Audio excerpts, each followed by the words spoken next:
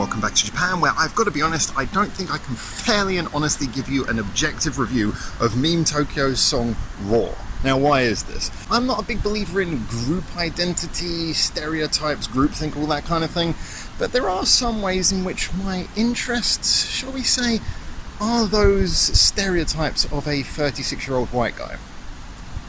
And this song really seems to be ticking off all of those. A love for funky 90s hip-hop? Check. A love for big shout-along choruses? Check. A love for, well, let's be honest, Asian women?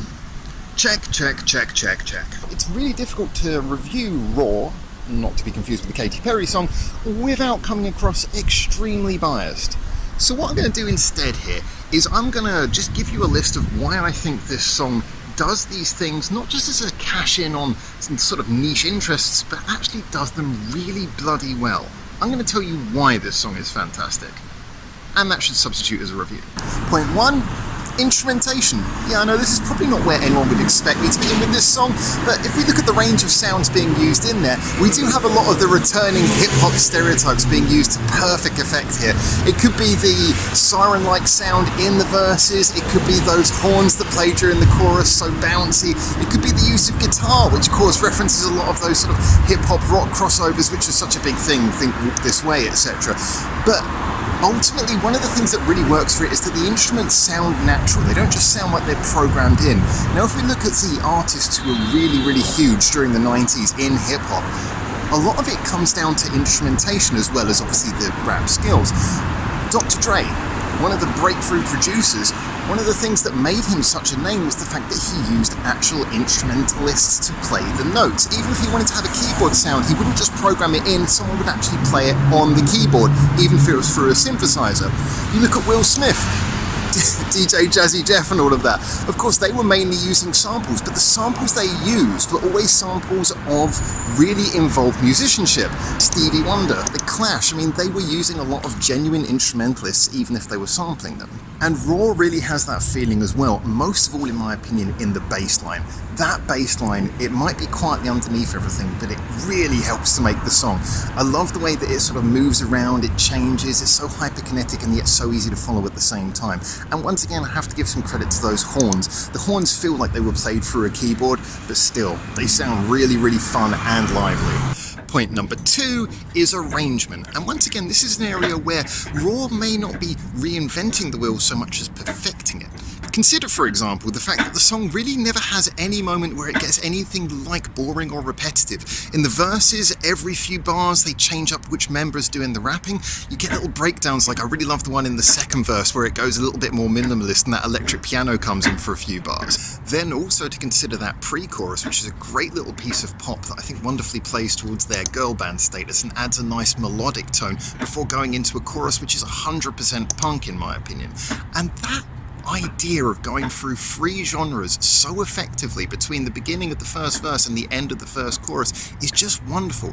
It moves so smoothly and it moves perfectly. And in large part, this smoothness comes down to the arrangement knowing when to put in those aforementioned instruments and when to take them out. So if we look at the verse, for example, there's not really that much going on for the best part. You have the siren, you have the drums, and really the bass is the only melodic thing happening there, which means there's plenty of space for the rap to happen, so that you can be moved by the vocalist, by the rhythm of their delivery. It's a song that actually gives a lot of respect and trust to its vocalists. But then when you move into the pre-chorus, a little bit more comes in to support the melody, and when you go into the chorus, everything's thrown in to support the fact that it's supposed to be loud and shouty. So it's a song that feels like it's full-on 11 all the time, but actually it's quite measured. And talking of vocals, that's point number 3.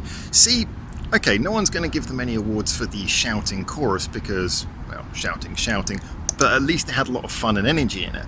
Now, the intermittent bits of melodic singing, they were good and showed that they had good, genuine singing chops as well, which was nice, but the rapping, as someone who genuinely enjoys rap music myself, as I mentioned earlier, I really appreciated it. I thought it was well done. It wasn't over complex. I know no one's going to say that they're brilliant rappers or anything like that, but the style of rap that they're actually trying to copy here, or at least do homage to, is that early 90s style of rap, which was more simple. I'm not saying it was worse. If anything, you could say that in some ways it was better and more easy to access. The whole idea was to keep the rhythm constantly interesting and moving, rather than playing complex syllable games or trying to rap as fast as possible. And that's something they do well here. The rhythm's always changing, moving up, but at the same time it's easy to follow. I guess you could say it's more of a Hotel California guitar solo than, say, a Steve Vai Megadeth twiddling, that kind of thing. So last but not least, I'm going to move slightly away from the audio to point 4, which is that video, because what a great video. Simple, again, simple, but just doing everything right. I really enjoyed the little wink and nod towards the 90s with the 4:3 aspect ratio, but also the fact it was so colourful. Now, I heard that the girls apparently actually designed their own outfits for this, which is pretty bonkers, but awesome at the same time. But also the video was really well edited and cut. It was very quick and snappy and lively, but in a way that you could follow it. The setups for each of the scenes were nicely done with a lot of camera movement, again keeping it kinetic, but not in a way that was jarring and difficult to watch. And then on top of that was the most important thing, just their personalities came through. I really enjoyed seeing the fact that they were so lively, enjoying it. There was an element of choreography, but at the same time there was an element of just pure energy.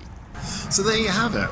I do really love this song, I've got to be honest. I'm aware there may be a little bit of preferential treatment going on there, even some #no bias perhaps, but I think I made a strong case for this song, and it is my first time ever hearing this group, so I'm really looking forward to hearing more by them. I'm obviously looking forward very much to seeing your comments on this, and yes, I'm aware this song is no Shakespearean play of artistic achievement or a Bohemian Rhapsody, but hey, I think, like I say, I made a very strong case for it, and I also therefore have a perfect metaphor for it, I believe. So, today's metaphor. Raw by Meme Tokyo is Shaun of the Dead.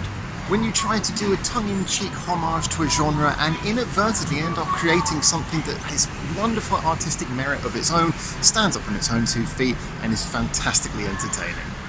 So there you go, and I look forward to seeing your comments on this video, because of course music is all about subjective opinions, so share yours and let's get this conversation started. And a big thank you to anyone who likes, subscribes or follows any of the social medias linked in the description below. An even bigger thank you to our Patreons for keeping this channel running, because no adverts, we're not monetized. And a final special thank you to you for making it through to the end of this video. So until I hopefully see you in Japan very soon for the next one of these, for now, ciao ciao.